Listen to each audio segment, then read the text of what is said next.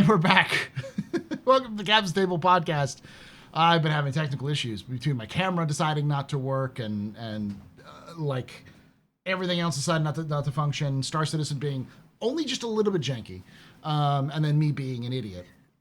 Thank you so much for joining us. Welcome to the Captain's Table podcast. This is a Star Citizen podcast where I bring people from all over the Star Citizen universe to talk about Star Citizen lore, news, and more. This is our 10th season, so we've been around for 10 years. It's been a very long time. And more. And I really, really, really want Squadron 42 to get released this year so we can stop fucking talking about it. Hey, I'm looking forward to it. And I just realized that bourbon you've been saving will be another 10 years older than it was when I first got it for you. Yes. Because I missed the bet. It was in 2016 that we made that bet. That is either going to be the worst tasting bourbon on the planet or really, really well aged. That's always not skunked. So today we're going to be talking about Star Citizen social tools, because there's been not only a reference from the man himself, Chris Roberts, mentioning that social tools was one of the things they were going to focus on this year, but there's been a long-running post that they started last year in their little like news brackets, where they talk about Asiato and like yes, live communications going through, which I am fairly certain means that CIG is not only planning on releasing social tools, but they're building lore behind it so that they can justify the social tools themselves, which is usually how CIG works. They like to justify every mechanic they create. So, does that mean the death of data running, though? No. Well, we can talk a little bit about that, but I don't think so. We'll talk about that. Okay. That might actually be a good question that I should probably turn on the bot for. But that'd be a good question for chat to use, so we could use that as the thumbnail for the next. Right, next Jaded. Answer that question when Paul turns on the button, please. Yes. There we go. Back up. There we go. All the way down. Run bot. Bot is ready. All I have to do is this, and we're getting started. /start. Boom. Now the questions bot is on, so you feel free to ask questions for our next section. But before we get into the details of social tools, let's do some introductions, shall we? We'll start with Emperor of Uranus, Prince of Pluto himself, Mr. Darionator. Who are you? What do you do in Star? Me. Who are you? What do you do in Star Citizen? Where can they find you? Yeah, hi, I'm Darionator, also known as Darj. Usually you find me on the Captain's Table, although not so much recently. It's been a while. I've actually taken a bit of a break after last year's CitizenCon from the game, just to reacclimatize and everything, and now I think I'm ready to come back. I've been playing with the new patch, although you wouldn't have probably seen me in game because my contacts list has been wiped. Oof. Social tools. We'll talk about that. Yeah, we'll talk about that. Yeah, but other than that, still quite active behind the scenes for Star Citizen. I work for JRDF. On the one hand, we make licensed scale models that you have to assemble yourself and paint, one of those like Airfix or Warhammer style things. And on the other hand, we are also in charge of kitting out the Manchester studio. Well, in charge, we have been charged with. So if you go to jrdf.co.uk, you'll be able to see some of the stuff that we've been doing, like the reception and one of the floors that we made look like Grim Hex, and the top floor that we made look like the Voyager bar. So yeah, quite proud of all the work that we've done. That, and if you were on the tour of the Manchester studio during last year's CitizenCon, you were able to see some of that. That was 2 years ago. Yeah. Fuck. That's Mike's feeling too. Trust me. That's why whenever I look at this and go, "This is season 10. I've been doing this for 10 years." Yeah. Fuck, I've been doing months. this. Oh Jesus! Yeah. 15 months. Yeah, let's say 15 months. Anyway, yes, working on that, still working on that, working on something very nice right now. Hopefully I'll be able to show some of that. If you're hanging out with me on the various discords related to Star Citizen, I may post a teaser here and there. But yeah, other than that, yeah, I don't make videos or stream, do I? No, not really. No, I don't. Mm, I do You're make just memes. present. Yes, you do. You are the one who Yeah. recreated the Ohio meme with Star Yes. Citizen assets. So if you see that template with Star Citizen zoo suits, it's Darja's creation. Yeah, I like that one. Yeah, it took me a while to realize how to do that one, but in the end, it was just standing on top of a carrack, Yeah. just out of frame. Alrighty. Next we have Mr. Radar Ranger. Who are you? What do you do in Star Citizen? Where can they find you? So my name is Andy Green, aka Radar Ranger. I am, as I like to say, I am a self-professed Star Citizen uber nerd. I'm a CEO of a company here in the States called My Radar. We're a popular weather app here. We've got 15 million users or so, and we're available on iOS, Android, and Windows, and it's free. So go ahead and go download it if you want. But the Star Citizen connection there is that way back in 2017, my company did a collaboration with CIG where we took the moons of Stanton and put them in the app so you could actually browse them on your cell phone and look around and pan around the maps and explore offline. And it was kind of neat. It was very fun. It was a really interesting collaboration that we did back then. That was really neat, but we don't have it in the app anymore. But I did kind of obviously stick around and keep my hands in the till for Star Citizen stuff in general, and as if to kind of prove my earn my nerd cred and prove my nerdhood, our company launched a satellite into space, into orbit, low Earth orbit in 2019, and it had the Star Citizen logo on the side. That was pretty neat. I'm trying to see whether or not that was like a first as to whether or not a computer game company had their logo shot into orbit. Into space. Into orbit, yeah. I haven't gotten space. any. Yeah, I haven't gotten any phone calls from Guinness. Yes, thank you, Guinness. Yeah. Guinness Book of World Records. So, you can find me on Blue Sky under A Green, and I'm also on YouTube under Radar Ranger. Oh, and you can download the app at myradar.com. Yeah, I mean it was a lifesaver for this winter storm. I'll say that to know when things are coming down and stuff like that.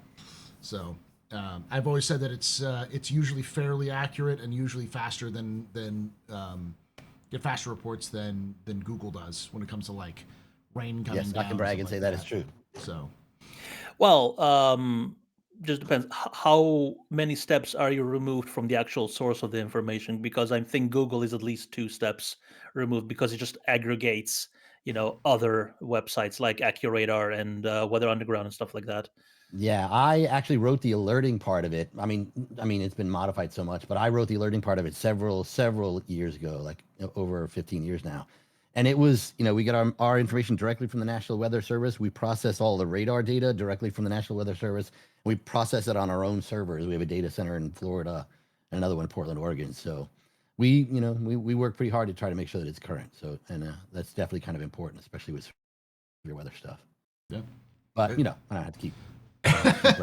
Well, we do want to see what happens when CIG starts giving you the data for actual storms in Star Citizen. I will put that out as an obvious note. I would love to pick up that collaboration again. I mean, obviously things have changed at the company. They're much bigger and they have much bigger fish to fry and much bigger projects to work on.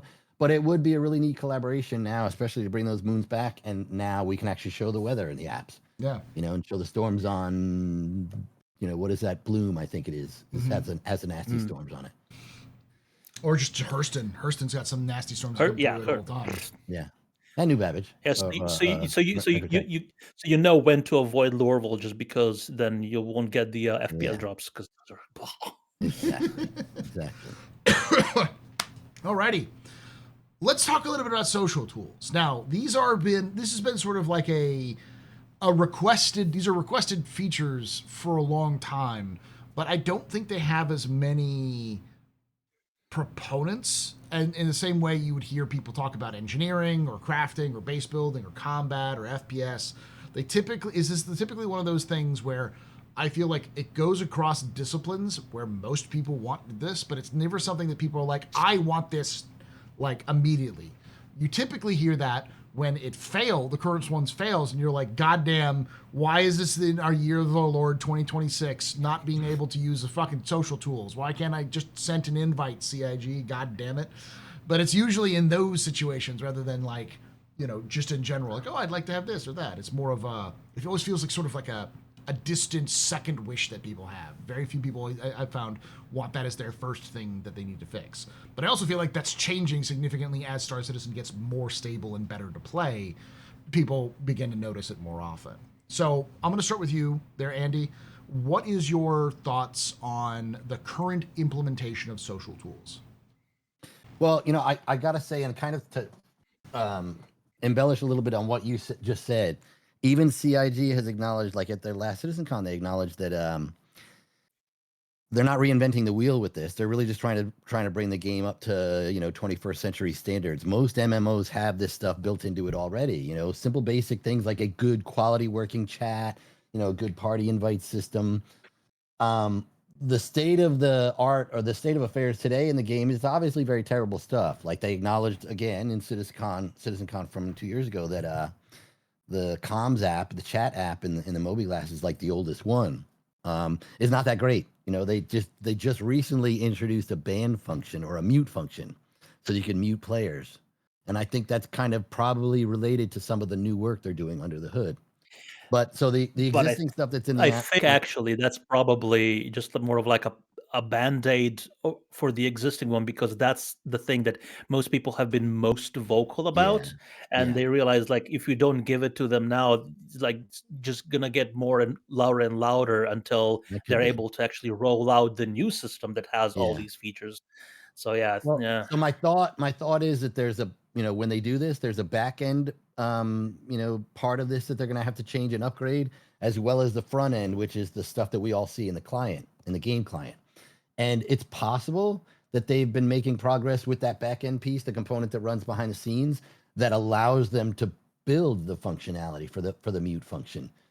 So that's what I'm saying is maybe they've made some progress there, and we're seeing the fruits of it early on. But like as far as the state of the stuff in the game now, it is just barely functional. Again, it was written years and years ago to a point where it was just trying to serve as a minimum viable product, I guess to say, so that you could get people to play together in the game. And it is absolutely necessary. Like I'm sure we'll get into this in the rest of the chat here, but those kind of features for a multiplayer game, they are essential. They're crucial for being able to have engaging group gameplay with other people. I mean, and it goes a lot further than that. But like I said, we'll I was going to say it's not just group gameplay. Like being able to purchase stuff from other players, actually able to find people to purchase stuff from without just relying on global chat. WTB.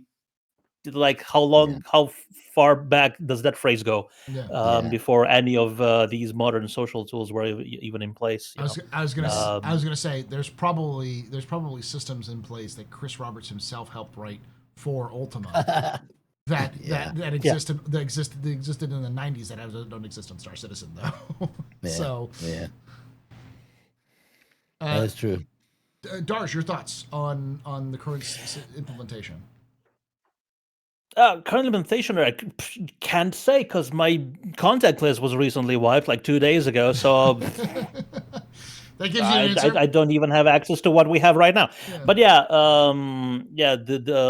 since I've been playing, ever since the very beginning, other than being able to create parties,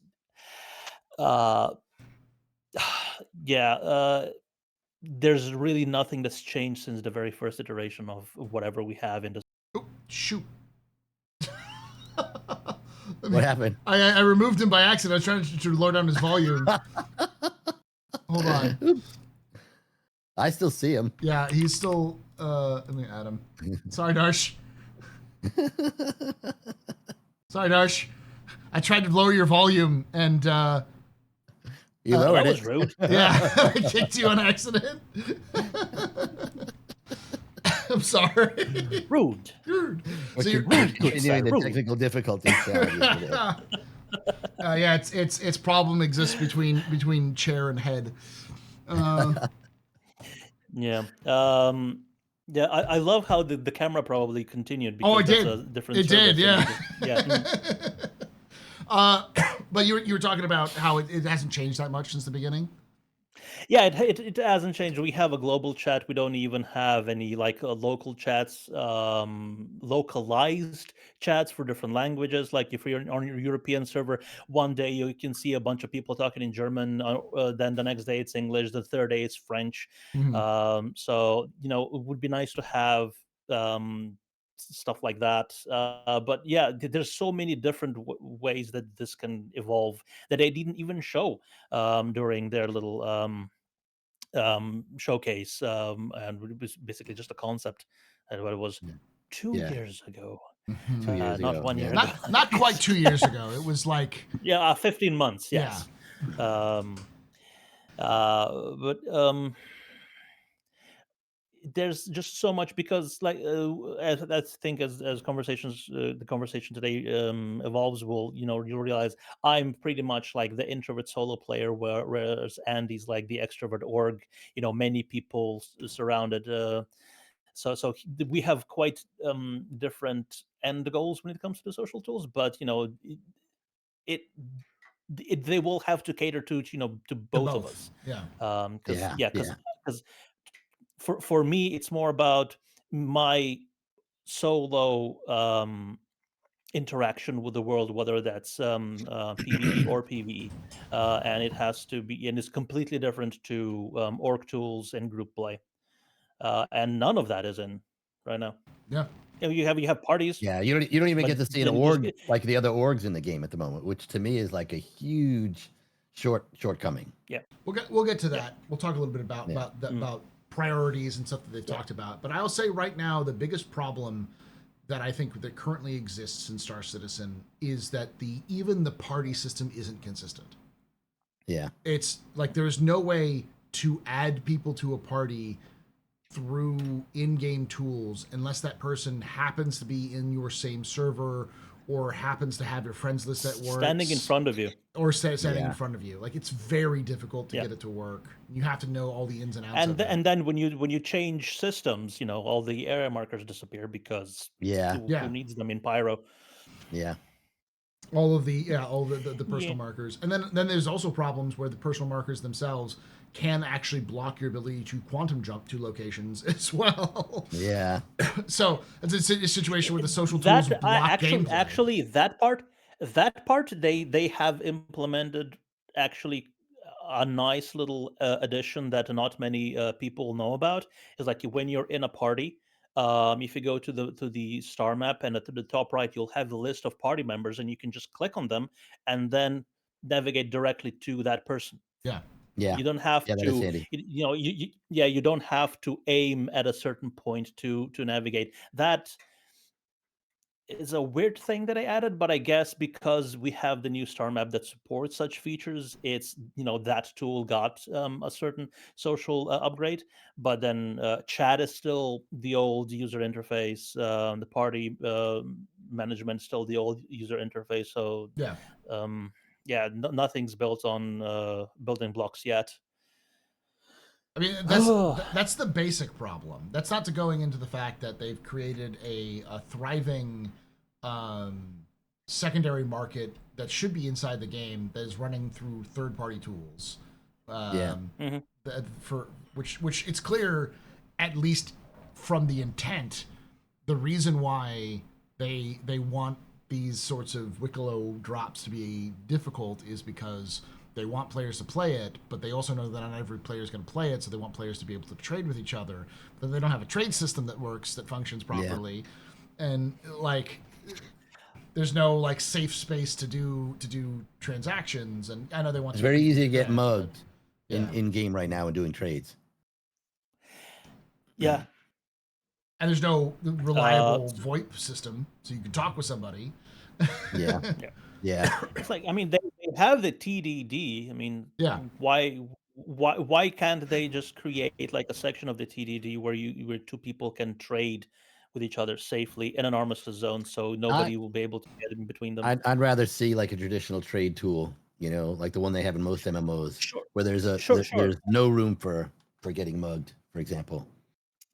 Yes, but since everything is physicalized in Star Citizen, so if you're trading something that has volume and mass, it will Yeah. have to exist while as you transfer it from one ownership to another. I don't know that Uh, that's entirely true, unless because like under the hood, it's still on just like a. Go ahead. sure, if you're at the same location, sure, Yeah. Yeah. just Yes. connect inventory to inventory. But if Yeah. you just want to sell something from something to someone that's not in the same location, Yeah. where it has to travel from an inventory to another inventory, there is, and I think there should be some risk to it. Like, Yeah. you could travel to the location where something is and get it without risk, Yeah. or if you don't want to travel, accept the risk and for it to maybe be lost or damaged in transit, and that could even potentially Well, open up missions for people to so transfer stuff from one location to another.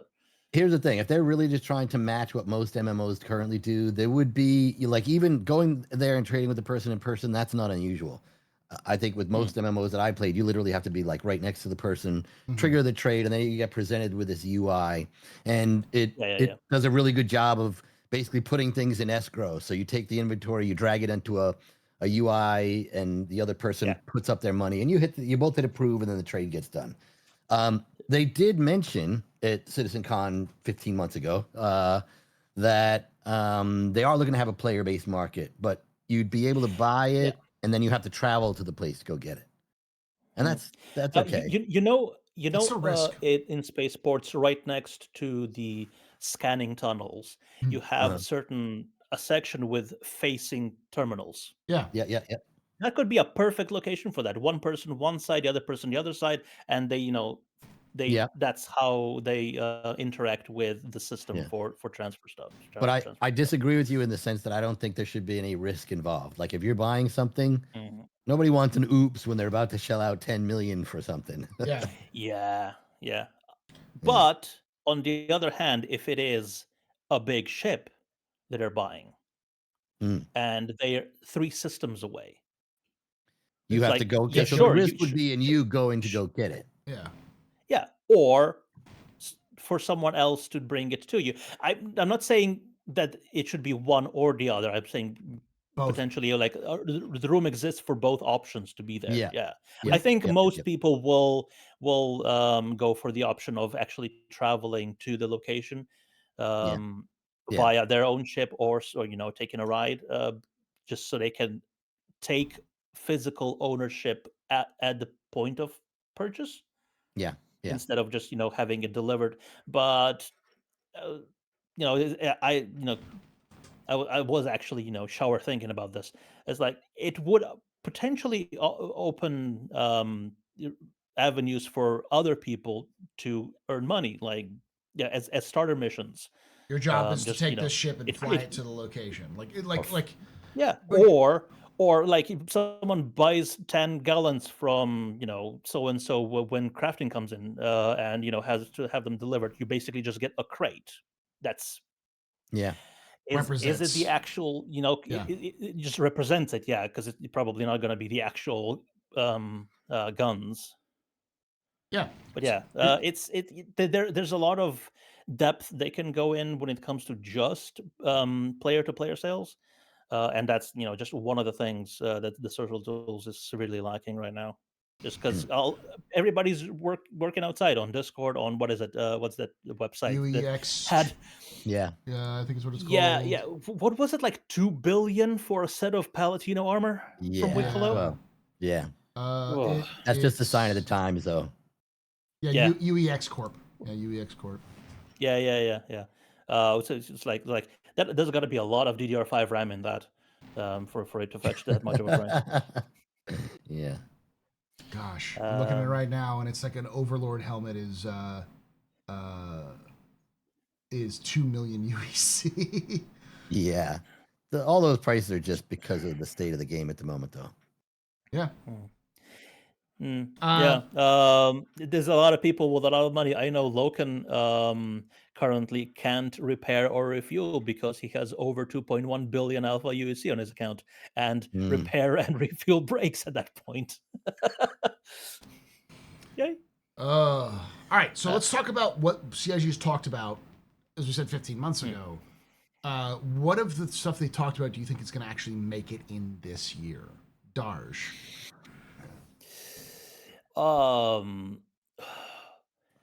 I think the first thing, like the thing that they're actually focused on the most, because that is what we saw not just as concept but as B-roll, is org stuff.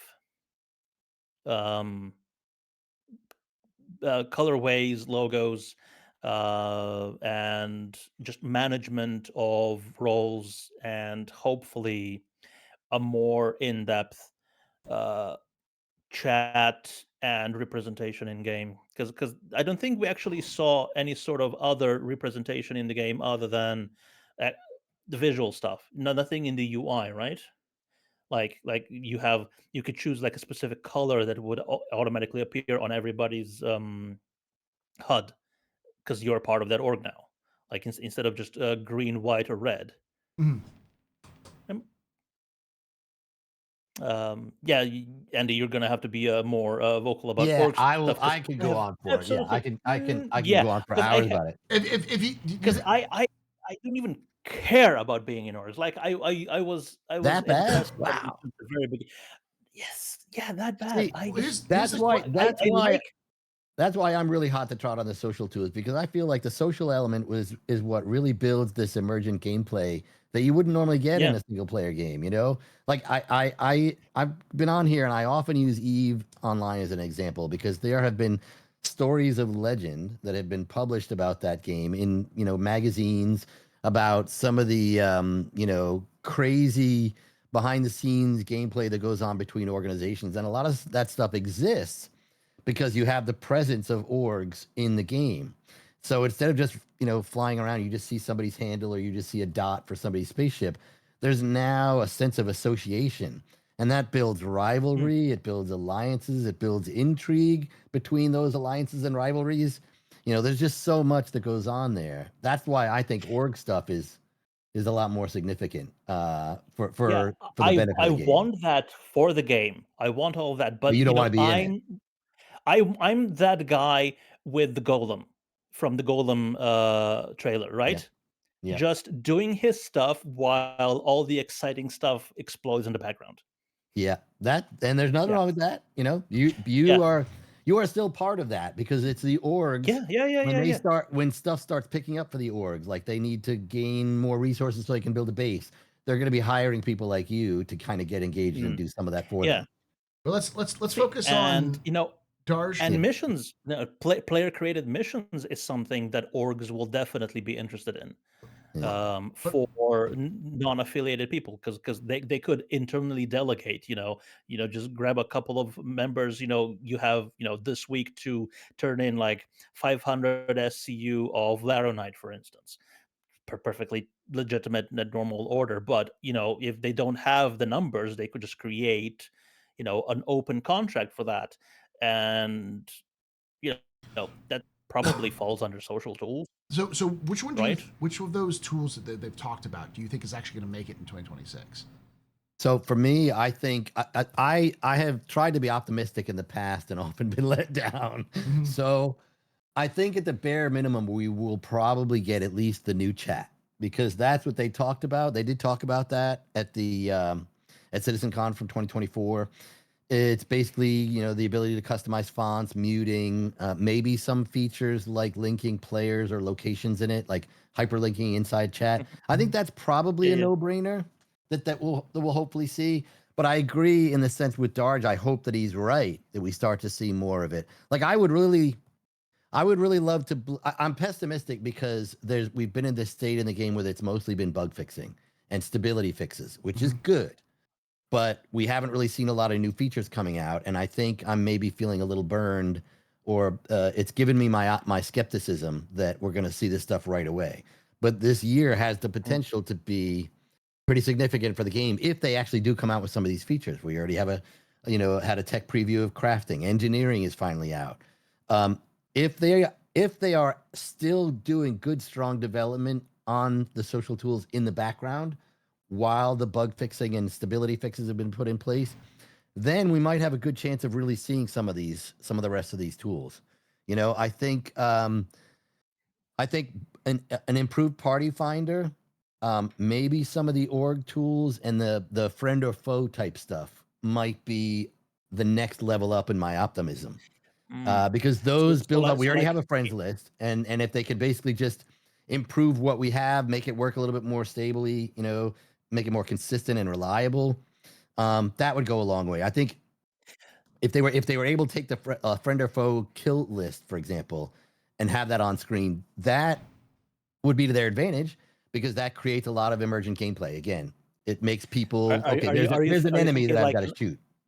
Go ahead. Are you thinking like an official, like org sanctioned, like rivalry? Well, like that's org what is they like. will get. They did kind of lay that out in their demo that they're going to have alliances and kill lists specifically, and who's hostile. I think that stuff's going to be there, but I kind of feel like we don't have any of that infrastructure in the game now. There's no references to org whatsoever in the game, and so the easier lower hanging fruit is again the chat and maybe some of the friend list improvements, because we do have that in the game, and it would hopefully maybe just be some enhancements to the UI and the UX to make it get closer to what they envisioned in the show. So that's where I'm at for like what I think we could see this year. I'd love to be surprised and get all of it, but I'm not. I'm not holding my breath on it. I will. Yeah, chat is. I will also add in saying that I think that we might see a party finder this year. Yeah. Because of tactical fleet ops, like they seem to be super hardcore interested in getting tactical fleet ops into the game. And if they're doing tactical fleet ops, then you need to have a party finder, because you're going to need to have a way for players who are solo to play that version, to play that tactical fleet ops, which I'm pretty sure is going to be instanced. It's not going to be open. So yeah. Yep.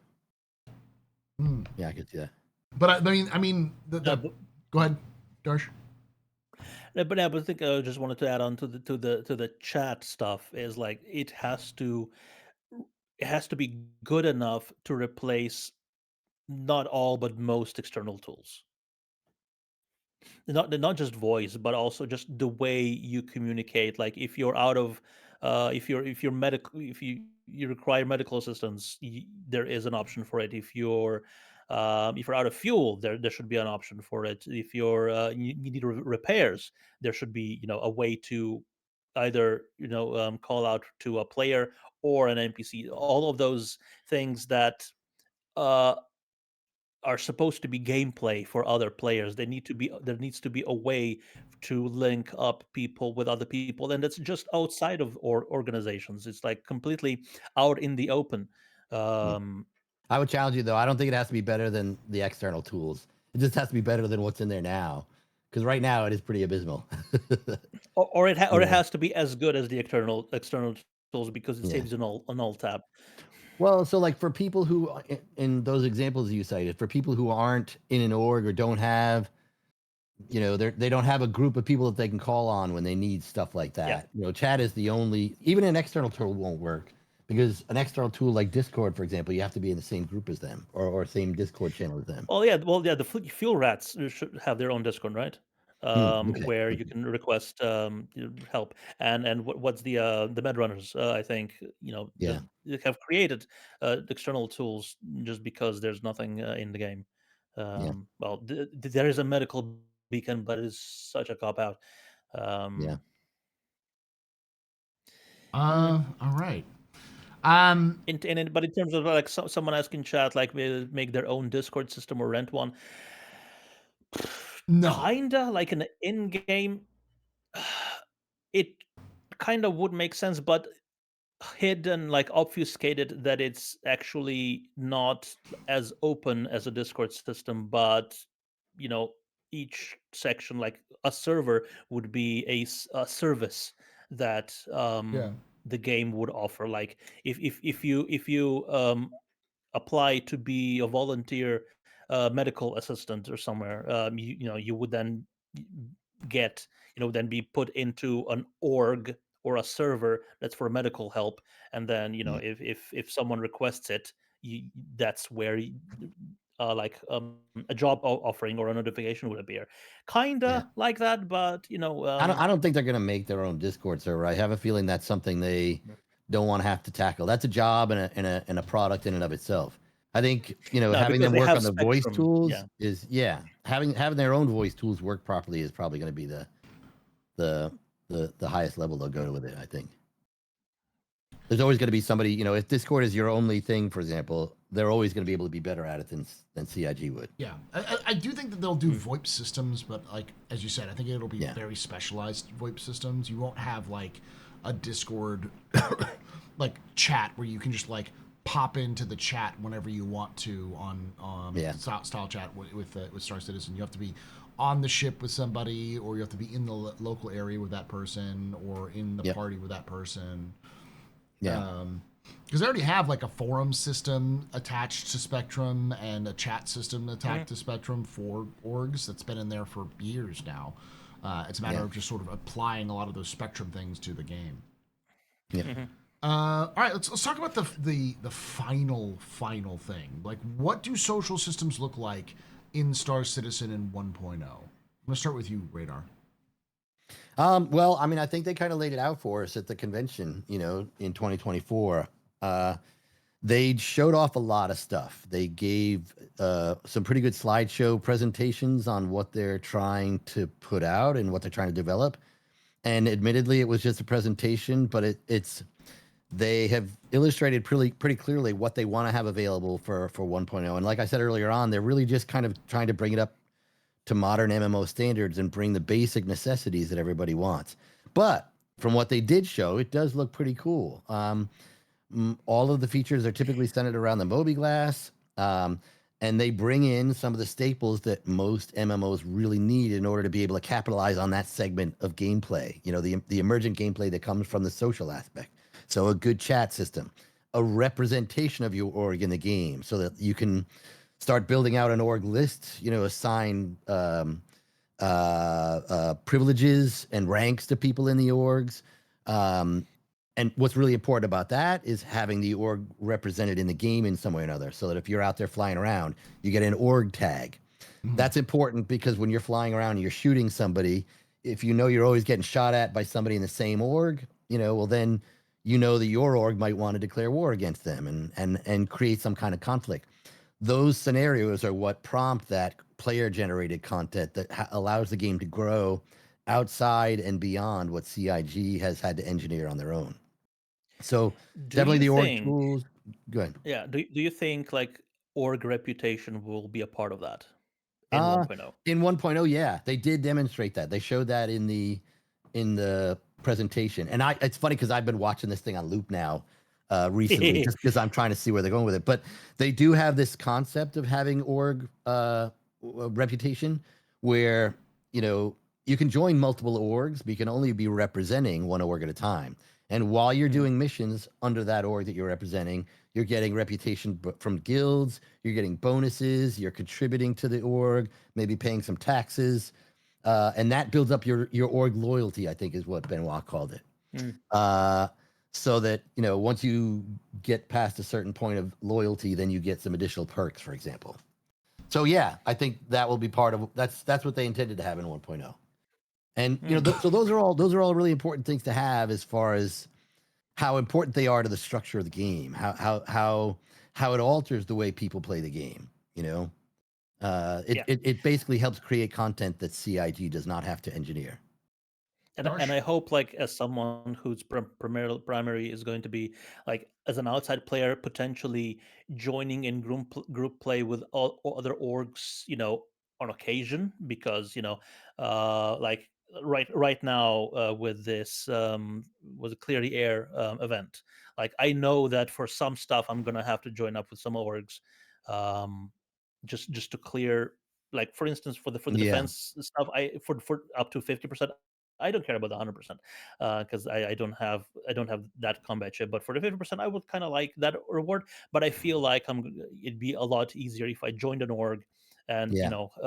get help through that. I hope that there will be some sort of tools where I wouldn't have to know people, you know, on Discord or outside the game to ask them, can I join the party, or hang out in someone's stream and ask if I Yeah. can join in on the party for stuff like that. I could just open up a Mobiglass, go through like an org list, potentially even have Mm. them like we're currently current task for this org, would be a list of things currently Yeah. helping out, or doing the event, and then Yeah. just ask through Mobiglass Well, just to anonymously uh, without knowing yeah. anyone, or As Paul was where saying, they the are, party ask, finder. "Can I join Yeah. you?" The Yeah. party finder is definitely going to be one of the 1.0 things. At least that's what they Mhm. illustrated. Yeah, but yes, but yeah, yeah, okay, yeah. But it, I feel like they will want to obfuscate it a little bit more than that. Well, so So it's let not me. So some of obvious the things that you it just is a described, social tool. the party Mhm, finder stuff that they mentioned has exactly what you described. So mm, you'd be able to the party leader would be able to set like what's the task, what are we trying to do. You set the number of people you want to have in the party. You set a name for the party, and when you go as a user who wants to find a party, you're able to look through that list and see if you can find one that matches mm. what you might be interested in. So But maybe I wouldn't. Maybe I. See, I don't play MMOs enough to know how that sort of gameplay or that social river flows. Mhm. You know what yeah, I mean. So you're missing out. I yeah, because I don't want to be in a party all the time. Mhm. Just You like don't have to be. it's You don't have not. to be. Yeah, no, I know.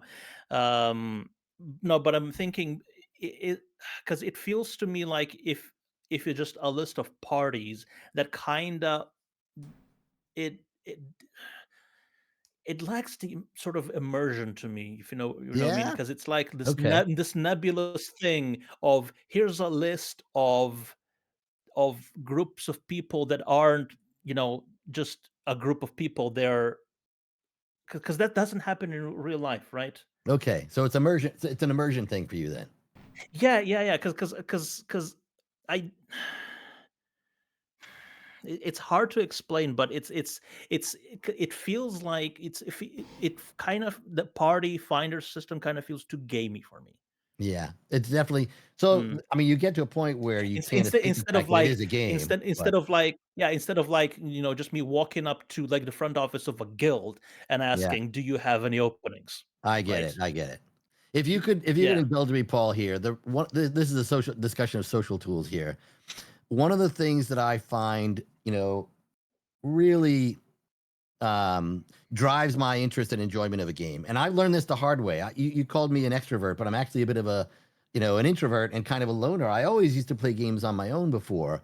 But at one point, somewhere in my life, I just decided to start reaching out and getting involved with other players. I think maybe, somebody was doing a party event and they decided to help me out. And I was like, wow, that was really, really easy. You made my day a lot easier because you helped me get this thing I wanted.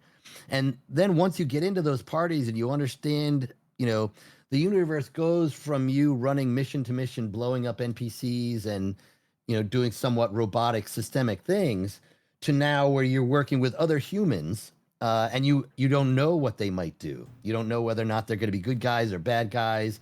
They create a little bit of tension. When you start to use that to engage with PvP, you get that unpredictability.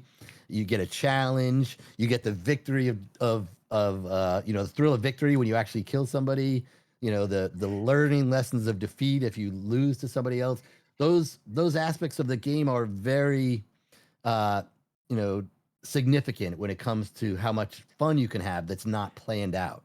Oh yeah, and I probably would want to get involved in that, but I prefer to happen in a more organic way than Yeah, just go to a menu, got it. pick a group, and click join. You know. Yeah. Yep. Okay, I understand that. So they need a guild office. That's what you're saying. Hey, I mean, and there's gonna be player-owned stations, Yeah, they're gonna have a front office there, that is right? quite possible. That's a good Yeah. idea. Mm. So maybe when that happens, I'll start looking into it. But until then, I'll be the guy in the golem, just sighing, and dropping his head when a Polaris explodes in the background because other people are having fun over there, and I'm just here minding my own thing. Hmm. um, Okay, so as hold on, very very very small font. Ferric, is it? Yeah, whoever it was says, ease of finding groups. You know what? I don't want people to think that this is how I want the game to be. This is how I want to approach the game. And if I will back if you other up. people want the drop down menu and just join party, they should have the option to have a system that is as easy as that, if not exactly like But to back up your thoughts though, because this is something that I've always, like, in my mind, I do a lot of group gameplay, but I don't necessarily always do group gameplay. I was playing solo before, and if there was more of a system in place that allowed me to play with other players on the fly, I would do that. But there is no real system in place that's designed for that to allow that thing to happen. Like, for instance, VoIP doesn't work in game. One of the easiest things to do is to walk around and hear someone talking or talk yourself, and then someone goes, "Hey, are you friendly? Do you need this?" And when you hear people talking to each other, you tend to talk back and forth. If you don't hear, then it doesn't happen. Like, one of my favorite like little short snippets was someone was talking. I think it was Zero State was talking as he was walking around, and Buster was streaming at the same time. They passed each other. Buster recognized it was Zero's voice, turned around and said, "Hey, baby, did it hurt when you fell from heaven?" And Zero stopped and turned around and was like, "Buster, is that you?" And it's like, that sort of thing is fun and engaging. And that's sort of like I talk about how there was an actual time when VoIP was working where I ended up challenging someone to a pistol duel as we insulted each other on a site, and we went down to Daymar and then ended up doing 10 paces and firing at each other. I lost, but it was still fun as hell. We just randomly decided to get into each other's face and enjoy that. And I can't tell you if I was managed to do a mission where I'm in the depths of, like, Onyx, and I ran into somebody else, and I could be like, "Hey," and they could go, "Hey." I might actually go, let's work together. If we're obviously on the same mission, let's do this together. Those sorts of things are the immersive, not immersive, but it's emergent gameplay. Is connected to that immersion, and it is social tools. Like, that is social tools. The ability to run into people, to be able to communicate with these people, and then easily get into a group together is important. And I think that's to a degree what you're looking for, right, Darj? Is you're looking for something that's more of a natural flow of that. And I think that's what's missing. Yes, but the backend that supports that is also the same backend that supports doing everything through Mobiglass, and the chat app or the party app or the org app. It's supposed to support all of that. Yeah, exactly. And as someone mentioned, like I said, that there's no way of doing that in real life, but they managed to find a D&D party through a service called Meetup or something like that. Yeah, I take it back. There are ways to do that in IRL, and there's dating apps. You don't have to go to a bar to find a date. You just just swipe on an app. There are emergent shortcuts, and and I'll take it back. Sure, yeah. Now, my point of view with 1.0 is the thing. I think, like, what they said was great, but I do think that they're still lacking, because they sort of hinted at how players will trade with each other with base building. But we started off with talking about this early in our conversation, but there really is no market system. There's just no way Yeah. to do it, and there's no planned way, as sort of other than going to someone's base and then buying something from the base. Not like I have this thing, you have this thing, let's trade. There's So just no system. I can't remember if I'm hallucinating or not, but I thought they did reference a quote proper player trade system. I don't know if that was users clamoring for that or if they actually mentioned it on stage and just didn't talk about it. Because I Trades agree as with you. as in players will be able to open shops. Yeah, I heard So that so one. so That they one have a location they and a definitely shop spelled and a that one out. terminal. Yeah. But I thought I heard them Yeah. specifically reference a player-to-player trade function, and I just don't remember. I haven't seen it anywhere. Like I haven't been able to point at it, in that meme, the Leonardo DiCaprio meme, and go, "That's it." But Mm. I mean, it would be nice to have it. I agree with you that I think something like that is kind of important because the idea of only being able to buy something from a shop, that would be kind of a bit of a bummer. Like if you want to just have a one-to-one trade thing, that would be nice. And I But speaking of shops, like where's my Kovalex shop? Like in Mobiglass, so I can have stuff delivered to my Voyager home Direct, location. Voyager Direct, baby. Colex Prime. Well, they literally Colex had it. Prime, yeah. They literally built it into the game early on, which was Voyager Direct.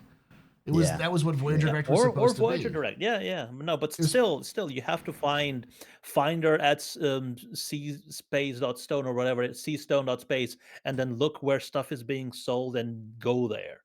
Yeah. Like for some stuff, sure. Like I'm pretty sure, like the guy that's high in the back of a pyro store is not gonna have a web shop and a courier network to deliver Well, stuff. so Star Wars Galaxies did it that way. That was how Star Wars Galaxies did it. You had a general player market that was at any terminal. You could go to a market terminal and you could look at it and search for goods. And, what it would do is list everything that was on sale anywhere in the galaxy. But if you bought something local, that was at your planet and your station, then you could pick it up right away. If you purchased something that was on another planet, it will hold it for you. You takes the money out of your account, but you then have to fly to that planet to go pick it up. I'd be okay with that, and I think they've alluded to the point that that's kind of where they want to go with it. I just, that'll be in 1.0, at least what they've described, but it's definitely not going to be in this year. That's my concern is that, like, I think it should be in 1.0. I don't know if it's planned. I've said this many times. I think I even said it last one. I'll keep talking about this until someone tells me to shut up about it. But I think people like the idea, which is a bazaar. Like an old school flea market. They have these freaking convention centers that are empty most of the year. You just you just turn them into NPC like flea markets where you can go get rare things that you need for like Wicklow recipes or other things like that, or you can go trade from players that you just have a place where you can like put up your this is my thing I would like to trade for, and someone will buy it, and then it just gets transferred to their hangar. So you just have to have the item, you put it into your local inventory there, and then if a person wants to purchase it, they can purchase it, and then you get the transfer. Yeah. And it'd be amazing if it was so spread out that you could go from one seller to the other, to the third, to the fourth, to the fifth, and just keep trading up and up and up until you find the stuff that you want. Because he wants a Wicklow favor, but for a Wicklow favor, he wants like 5,000. I don't know, Laronite, but that guy is selling Laronite, but he wants gallant rifles for it, or just whatever. But it'd be like this old like Saturday morning style cartoon. You have to go on a quest and for a quest, and then at the end, you finally get what you're looking for, but you never leave the convention center because it's all there.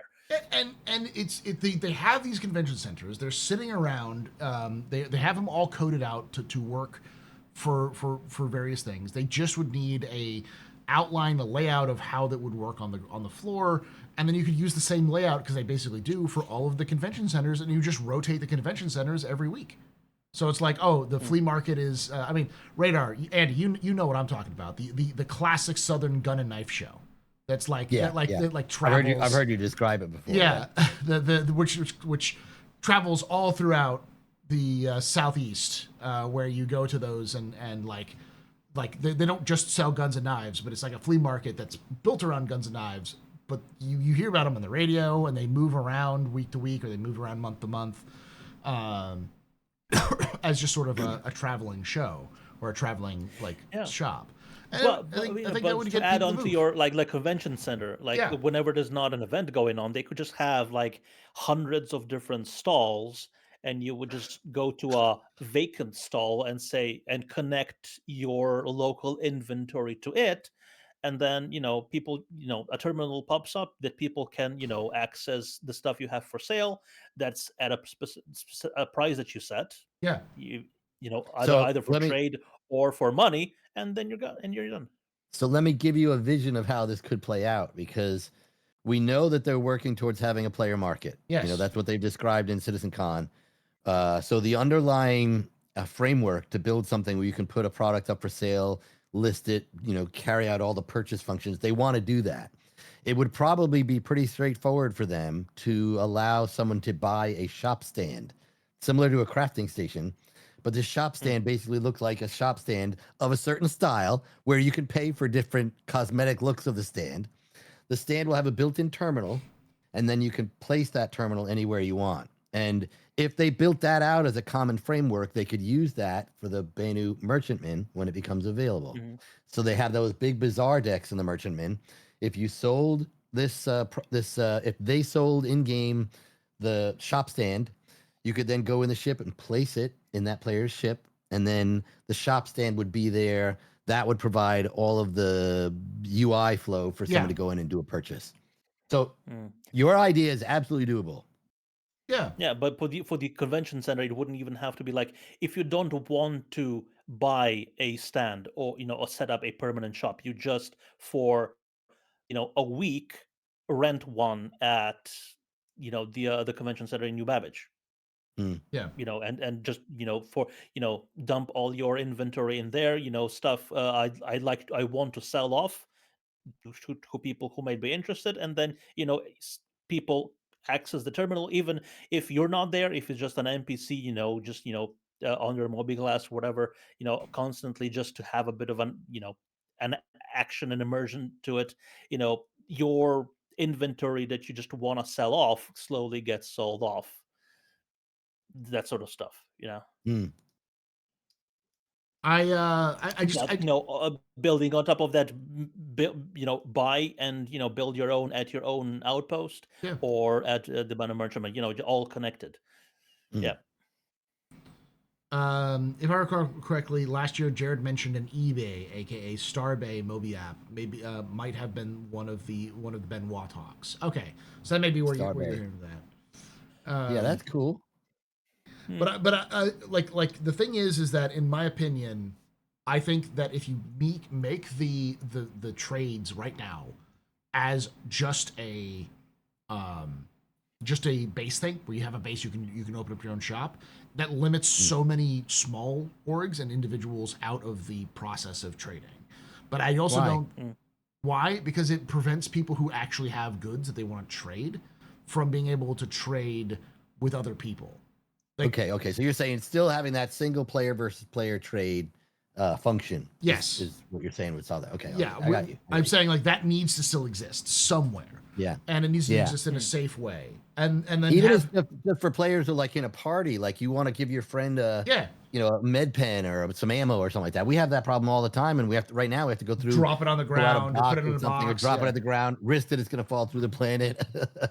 So yeah, There should be at least something where you can, like, in that case, like, and there's a social tool too, where like you take your gun, you pull it out, and you just have a section where you hit a button and it goes trade, and it's like you hold it out so that someone else can grab it, and then they give them prompt to grab it and take it.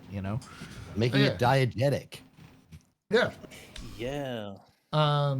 So like the all of those sorts of But problems. it kind of has to. Go ahead. It has to be slightly more secure than that, because in the middle of combat you could just potentially go like over to someone and hit like whatever the key combination is to offer to buy the gun off him while he's trying to shoot you in the face with it, and you block him from shooting you in the face with it. So there has to be some sort of I'm sure they can block figure that there. out. Maybe in a party, maybe a specific a terminal for it, but that It's also risky to prevents loot people from bodies. just It's risky to loot bodies without getting shot. So I imagine selling Yeah. one would be equally as risky. Mm. Oh, but I mean, like, These are all sort of edge cases that CIG knows about yeah. and are trying to design around, and that takes forever, as we've seen. Yeah.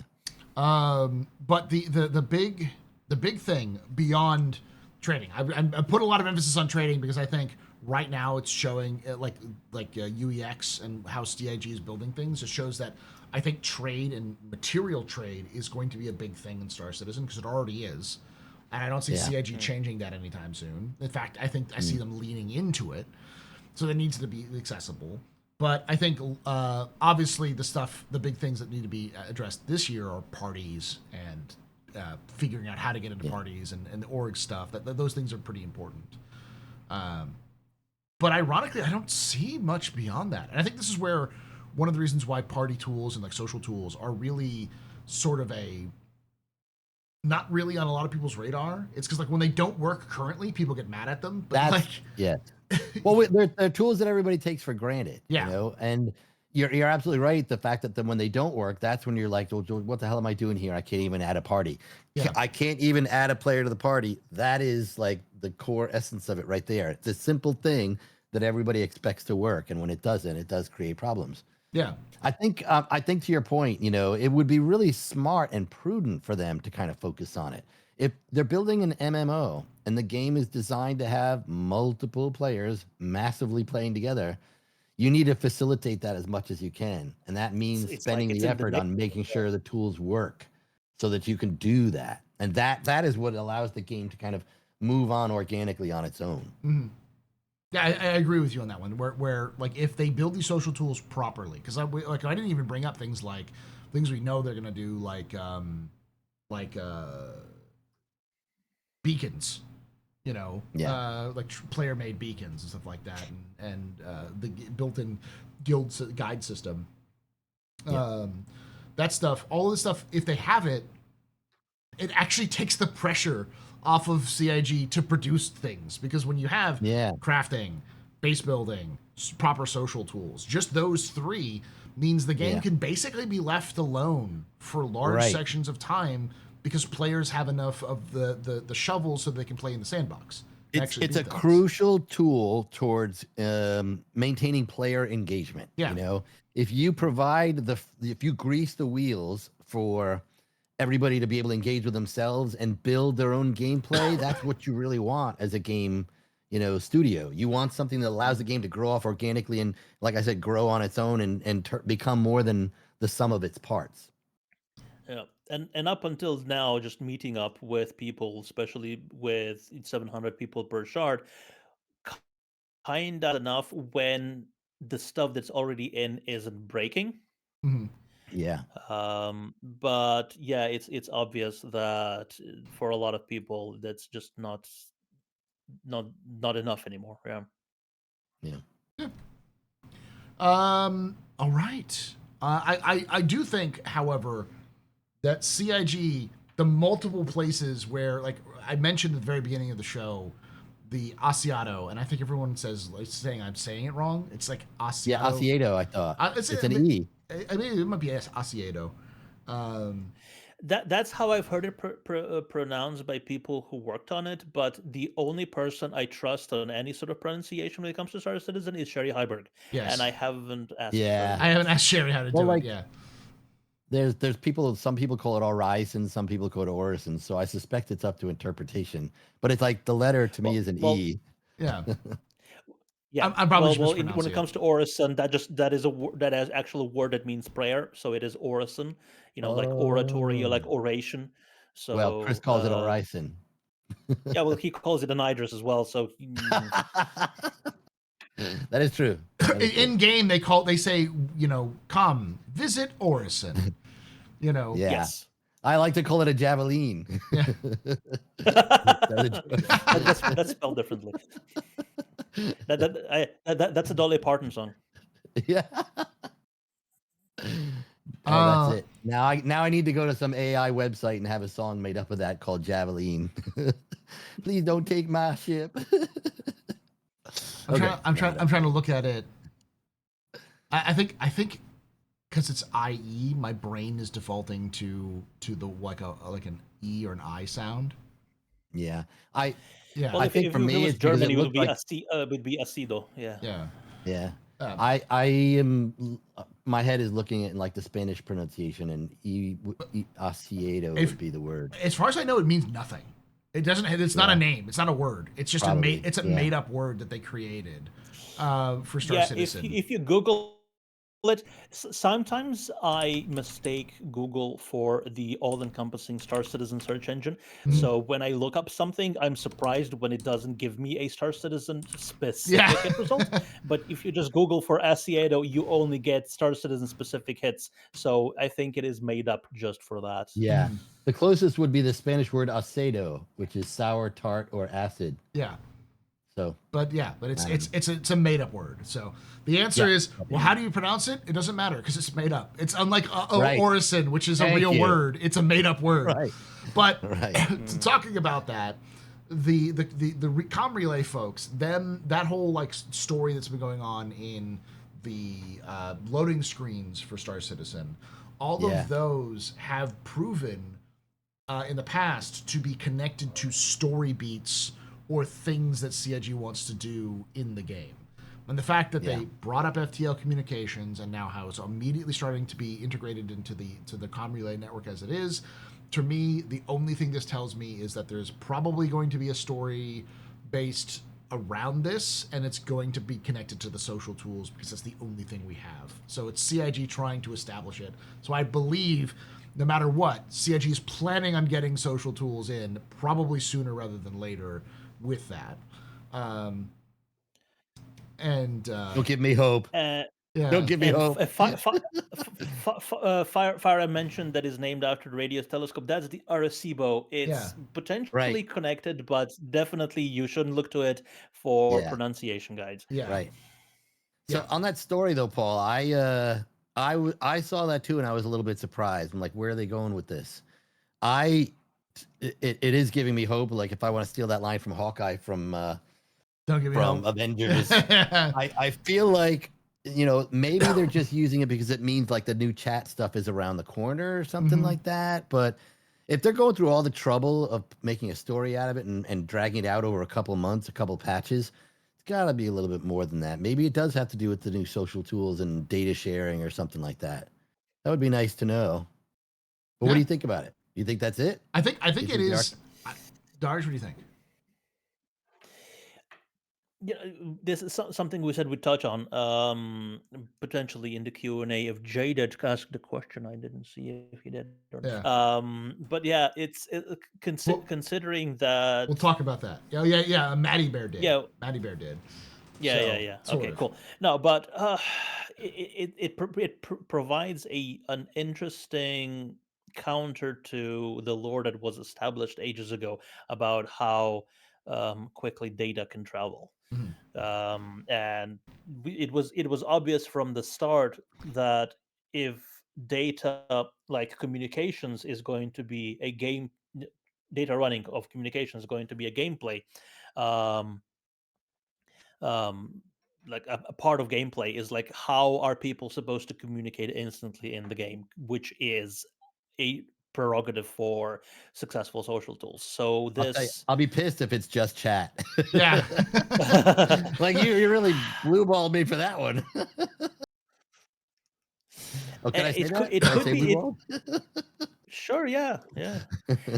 But it is potentially that it is just text or voice communications that are going to be handled over this new system. But any sort That's a of big ordeal to me.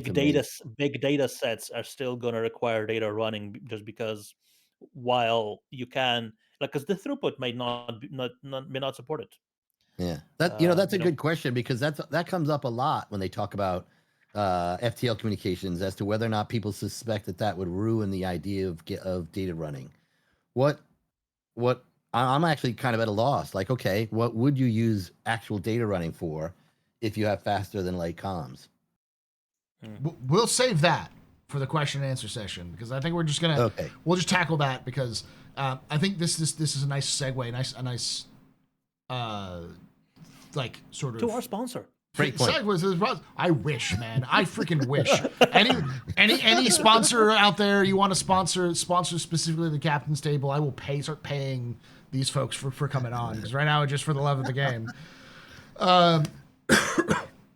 Anywho, but I think it ties into social tools, because I think social tools do actually also bring up the question of data running and how that matters, that kind of stuff. Because to a degree, the way that originally data running was described is social tools, because it's about sharing information between different groups in a secure way. So, to our sponsor, Acedo, I don't know. I'm gonna keep calling it Asiato Communications. Anyways, thank you for watching. Thank you for hanging out. Check out Darj. Trevor. Check out Darj on Darionator.com. That's the one that I missed out in the intro. Yes. Yeah, good remember. It has all the links for him, but also JRDF and, Yep. and all those other wonderful places. JRDF.sc for models, JRDF.co.uk for the stuff we've been doing at the Manchester studio. And others, because Stage is not our only client. I'll just say that. Nice. Can you tell us anything about the other clients, or is there? Nope. No. Okay. And anything that I'm able to talk about has been written about, in depth on the blog and history on JRDF.co.uk. Right. And I'm not even sure about all the details about that. And then we've got Mr. Andy here, Radar Ranger. Go and check him out at Andy Green and Blue Sky. But also, of course, check out My Radar, the application. It's on all web stores. Google it. You can find it. I use it myself. It's a great source, especially if you are living in an area where I live, like Texas, where weather can change on the hour, frequently. And with that being said, make sure you also check us out live at twitch.tv/theastropub, youtube.com/@the Podcast, where you can, on Saturdays usually, we're doing this a little early today, usually at 4 p.m. Pacific, 1 p.m. Eastern, where you can ask your own questions here live. And like I say every time, hope to see you someday in the black.